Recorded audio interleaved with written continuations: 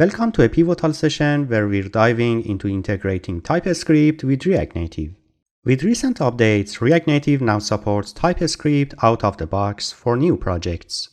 Today we'll explore how to start a new React Native project with TypeScript enabled and how to incorporate TypeScript into an existing React Native project. Creating a new React Native project with TypeScript support has been simplified thanks to the updates in the React Native CLI. Here's how you can start a new project already configured for TypeScript.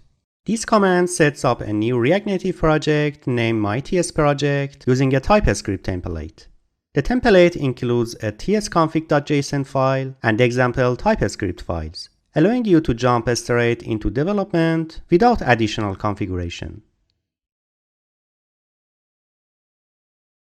If you have an existing React Native project that uses JavaScript, transitioning to TypeScript involves a few key steps. Let's walk through how to integrate TypeScript into your current project. Install TypeScript and type definitions. Navigate to your project directory and install TypeScript, React, and React Native type definitions. Add a TypeScript configuration file. Create a tsconfig.json file in your project root.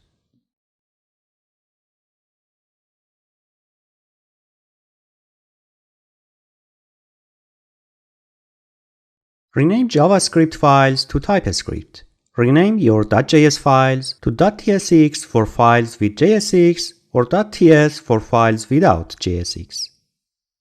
This step helps the TypeScript compiler recognize and process them. Update imports and fix type errors. Adjust any imports in your TypeScript files and address type errors that appear.